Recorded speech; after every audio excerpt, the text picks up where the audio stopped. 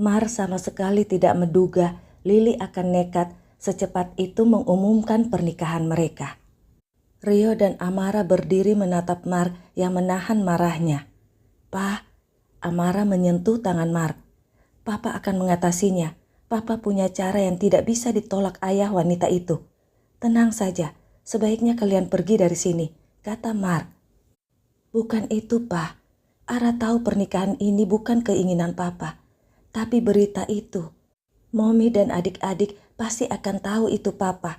Tak mungkin Ara beritahu mereka situasi Papa di sini kan?" kata Amara yang membuat Mar tertegun. Dia tak tahu reaksi Alana saat mendengar berita pernikahannya itu. Tapi dia tak ingin menyakiti Alana, apalagi menyakiti 3 anak laki-lakinya. Dia menatap Rio. "Apa? Kenapa melihatku begitu? Jangan bilang kau minta aku yang menggantikanmu," ujar Rio. Itu ide bagus, Paman. Paman gantiin Papa. Paman kan belum nikah, iya kan?" cerocos Amara senang. "Iya, pakai topeng Gary," ujar Mark. "No, tidak. Jangan sembarangan. Aku tak mau," tolak Rio langsung pergi dari ruangan Mark itu. Mark dan Amara terdiam. "Pa, walau bagaimanapun adik-adik dan Mommy marah. Tapi Ara yakin mereka pasti akan mengerti apa yang Papa lakukan. Ara akan bantu menjelaskan pada mereka bila nanti situasinya sudah memungkinkan," kata Amara mencoba menghibur papanya. "Papa tak ingin menyakiti kalian, Nak. Tapi banyak hal juga yang harus dipertimbangkan Papa. Pernikahan ini, kalau itu sampai terjadi, pasti akan berakibat fatal pada perusahaan Papa di Indonesia, Nak. Dirgantara Company pasti akan goyah, begitu juga anak-anak perusahaan lainnya. Nama Papa sebagai pendiri perusahaan itu tetap menjadi aset penting. Nama Papa tetap menjadi tolak ukur dan jaminan untuk rekan bisnis tetap bekerja sama dengan Dirgantara Company, Nak.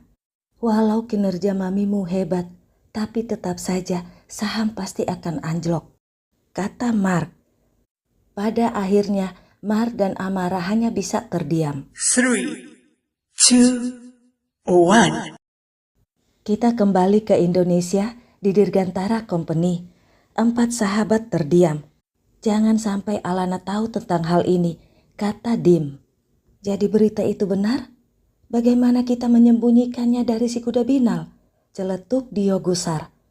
4 sahabat itu marah dengan tindakan Mar yang ingin menikahi gadis lain.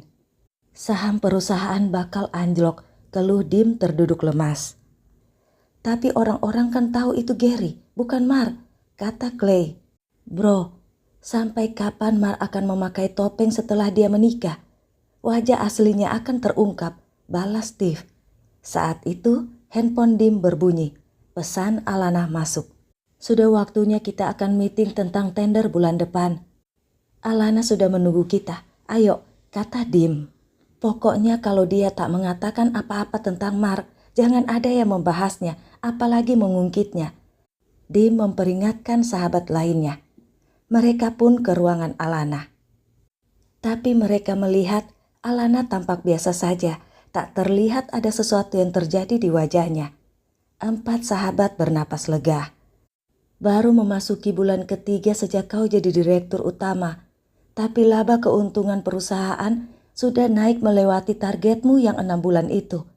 Para dewan direksi tak ada lagi yang nyinyir. Pencapaianmu benar-benar menghanguskan ambisi mereka, bahkan tak ada yang terlambat lagi masuk kantor. Programmu memberikan bonus untuk karyawan terbaik bulanan tiap divisi juga bikin karyawan tiba-tiba jadi rajin semua. Harusnya dari dulu kau sudah diangkat jadi direktur utama, apalagi saat Mar dinyatakan meninggal dulu. Itu saat-saat yang paling tragis bagi Dirgantara Company. Kami bahkan diusir dari perusahaan ini," kata Dim. 3 sahabat lainnya mengangguk. "Setiap masa ada waktunya. Mungkin sekarang baru Tuhan mengizinkan aku ada di posisi ini. Aku punya beberapa ide yang sedang kusiapkan. Aku perlu persetujuan kalian," kata Alana. "Hei, Ibu Direktur, kau tak perlu izin kami untuk apapun yang kau lakukan. Kami percaya itu untuk kebaikan perusahaan dan karyawan. Lakukan saja." Tapi nak, sebagai teman, tolong jaga kesehatanmu. Kau yang paling pagi datang dan paling akhir pulang. Bahkan belakangan ini aku lihat kau sering nginap di sini. Jangan terlalu lelah, harus ingat istirahat. Situasi perusahaan sedang bagus-bagusnya sekarang.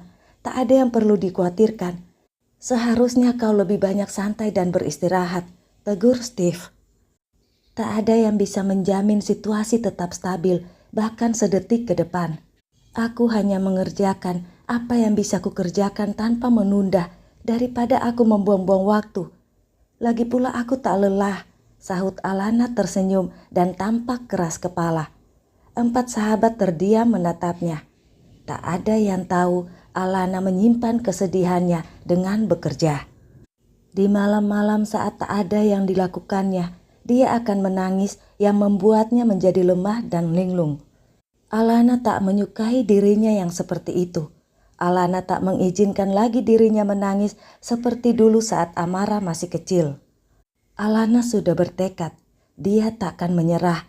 Itu dilakukan bukan untuk Mar, bukan pula untuk Dirgantara Company, tapi untuk anak-anaknya.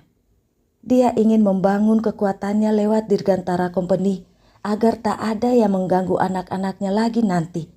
Dia tidak akan ditindas. Pak Haryo dan beberapa dewan direksi sudah membaca berita tentang Mark. Walau menggunakan nama Gary Wilson, tapi mata-mata mereka melaporkan itu kemungkinan besar adalah Mark, direktur mereka yang menghilang. Jadi apa itu tujuan Mark menghilang? Gumam Pak Sofyan bertanya pelan. Menikah dengan gadis dari kalangan kaya raya bisa menjamin posisi Mark menjadi aman. Apalagi bila perusahaan ini bergabung dengan perusahaan keluarga gadis itu. Mark akan sangat kuat nantinya. Mungkin itu tujuan Mark, tapi itu bagus, ujar Pak Dwi. Pak Haryo hanya diam. Dia memikirkan Alana yang seperti dicampakkan oleh Mark, padahal gadis itu sangat luar biasa. Tapi kalau tujuan Pak Mark begitu, kenapa perusahaan ini diserahkan pada Ibu Alana? Tanya Pak Budi. Para dewan direksi itu hanya bisa menduga-duga, tapi semua merasa kasihan pada Alana. Bahkan Pak Barto yang tidak menyukai Alana ikut prihatin tentang apa yang dialami Alana. Si kembar 3 tentu saja tahu berita tentang dedi mereka itu, tapi mereka hanya bisa menahan kesedihan mereka dalam hati demi menjaga perasaan mami mereka. Mami mereka yang bersikap seperti tak terjadi apa-apa.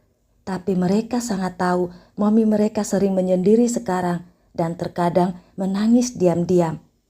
Terlebih Dion, dia sering memergoki Alana yang menangis diam-diam di kamarnya seperti saat ini. Mom, Alana menoleh dan tersenyum pada anaknya itu. Mami sibuk? Tanya Dion. Mami lagi mempelajari perusahaan yang akan mami take over. Kau lapar nak? Tanya Alana meraih tangan Dion untuk duduk di sampingnya. Dion sudah makan tadi Mom, tapi memang masih merasa agak lapar sedikit. Tapi Dion ingin mami ajari apa yang mami lakukan itu, kata Dion melihat ke laptop lalu bertanya ini itu yang sedang Alana kerjakan. Dika dan Dewa juga ikut bergabung. Mike si pelindung membelikan mereka banyak cemilan. Mike merasa lega melihat nyonyanya tetap kuat dengan apa yang dialaminya tentang pernikahan tuannya. Alana mengajari si kembar 3 dengan serius tapi santai sampai tak terasa sudah menjelang subuh. Alana menatap anak-anaknya yang akhirnya tertidur di kamarnya.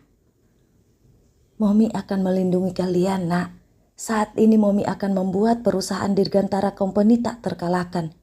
Lalu Mami akan mengembalikannya pada didik kalian. Setelah itu kita akan pergi jauh seperti dulu dan kita akan membangun perusahaan kalian masing-masing. Kita pasti bisa tanpa didik kalian.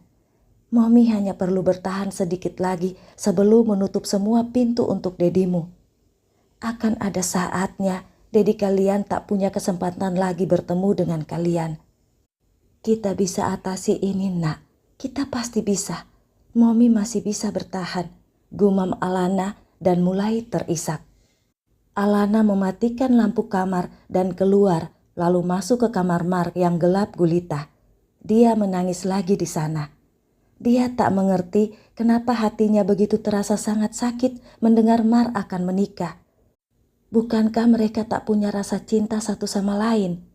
Bukankah statusnya sebagai istri hanya di atas kertas demi amannya saham perusahaan dan demi status anak-anaknya?